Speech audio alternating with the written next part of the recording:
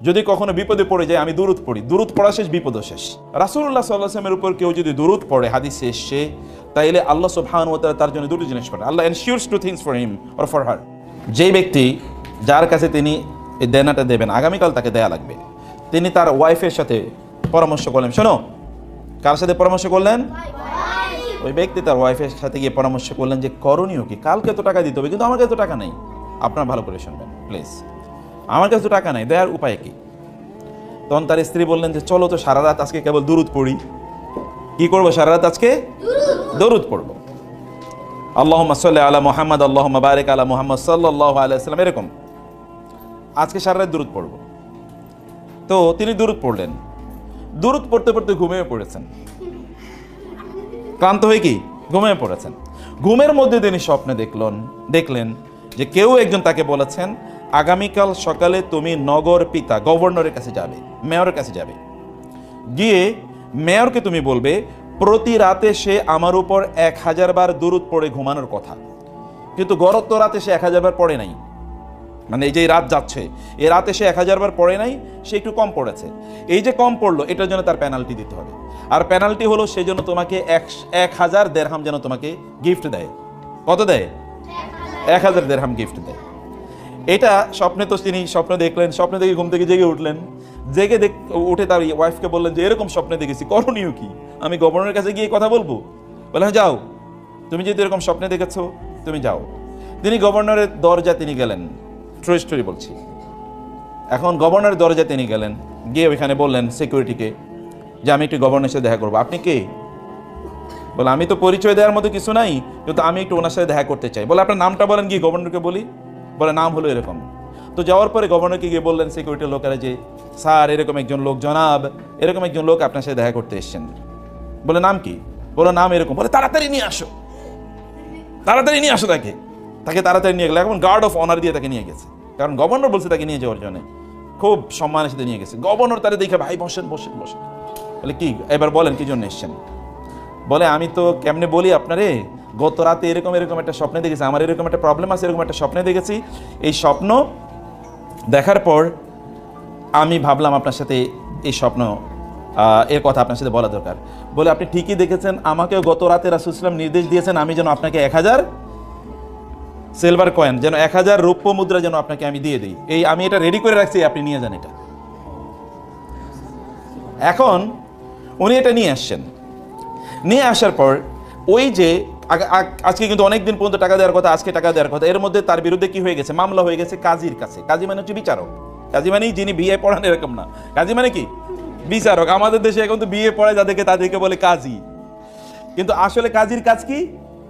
বিচার করা। এদেরকে বলা হয়তো কাজী। আগের যুগে কাজী মানে হচ্ছে বিচারক, এবং কাদিউল কোদাত মানে হচ্ছে চিফ জাস্টিস। বিচারকের কাছে গেলেন, বিচারক ওই যে ওই পাওনাদার কিন্তু বিচারকের কাছে গেছেন, উনিও গেছেন বিচারকের কাছে। বিচারকের কাছে যাওয়ার পরে বিচারক তাকে দাঁড়িয়ে সালাম দিয়েছেন, আসেন একটু, আসসালামু আলাইকুম। বলে কি? বলে গত রাতে রাসূল সাল্লাল্লাহু আলাইহি ওয়াসাল্লাম আমাকে নির্দেশ প্রদান করেছেন আমি যেন আপনার 500 দিরহাম দেই, কারণ আপনি বিপদ থেকে যদি আপনি মাপ না পান, আপনার এরকম একটা দেনা আছে, এই দেনা পরিশোধ করার জন্য আমি যেন 500 দিরহাম দিই। আমি টাকা নিয়ে আসি আপনার দেওয়ার জন্য, আপনার পক্ষ থেকে আমি পরিশোধ করব।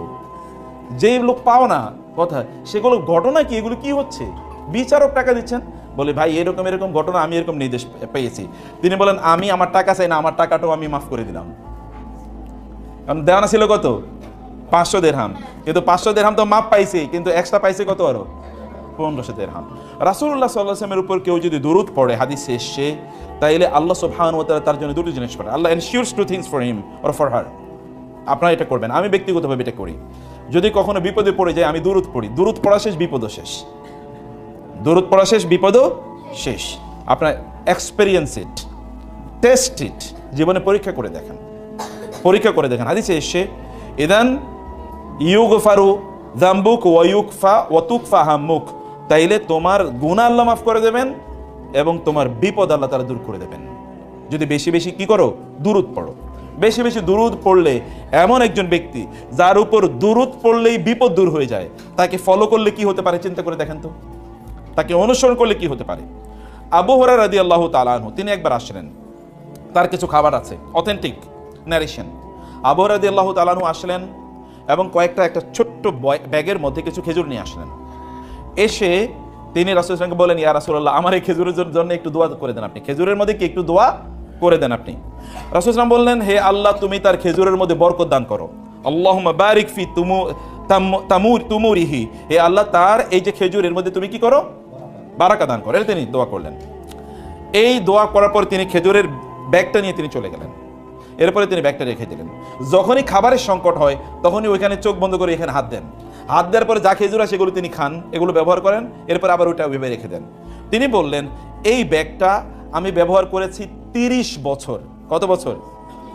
খেজুর কি 30 বছর ইয়ে থাকে নাকি? খেজুর নষ্ট হয়ে যাওয়ার কথা না? কিন্তু এখানে দোয়া করে দিয়েছে কি, ফু দিয়েছে কি? রাসূলুল্লাহ সাল্লাল্লাহু আলাইহি ওয়াসাল্লাম ফু দেওয়ার কারণে 30 বছর পর্যন্ত তিনি বললেন, আমার যখনই বিপদ হতো তখনই আমি এখান থেকে খেজুর নিতাম এবং খেতাম বা অন্য জায়গায় বিলি করতাম। কোনোদিন এক ফোঁটা খেজুর এখান থেকে কমে নাই, শেষ হয় নাই। কিন্তু ওসমান রাদিয়াল্লাহু আনহু যে বছর মারা গেলেন, শাহাদাত বরণ করলেন, ওই বছর খেজুরের ব্যাগটা নিয়ে আমি বাইরে যাচ্ছিলাম, কিন্তু আমার উট থেকে খেজুরের ব্যাগটা পড়ে গেছে। এই যে হারিয়ে গেলাম, আর হারিয়ে গেল, আর আমি এটাকে খুঁজে পাইনি। রাসূলুল্লাহ সাল্লাল্লাহু আলাইহি ওয়াসাল্লাম বনু মুস্তালিক যুদ্ধ থেকে তিনি ফিরে আসছিলেন, 1400 সাহাবী তার সাথে। অথবা আপনারা জানেন হুদায়বিয়া থেকে তিনি ফিরে যাচ্ছিলেন, 1400 প্রায় সাহাবী তার সাথে। এর মধ্যে তারা বললেন, হঠাৎ করে তাদের রাতের বেলা তাদের পানি শেষ, এখন তাদেরকে গোসল করতে হবে, তাদেরকে ওযু করতে হবে, তাদেরকে পানি খেতে হবে এবং তাদেরকে কি পানি প্রিজার্ভ করতে হবে, কারণ তারা তো জার্নিতে আছে। আরব দেশে তো আর সব জায়গায় পানি পাওয়া যায় না, আরব দেশে পানি নাই, এটা হলো আরবদের নেচার। ওইখানে কোনো no navigational source of water, এমন কোনো সোর্স নাই যেখানে আপনি পানি পেয়ে যাবেন। পানি আনতে হয় বহু দূর থেকে, হয়তোবা সেটা জেদ্দা থেকে নিতে হবে বা অন্য জায়গা থেকে নিতে হবে, এরকমভাবে।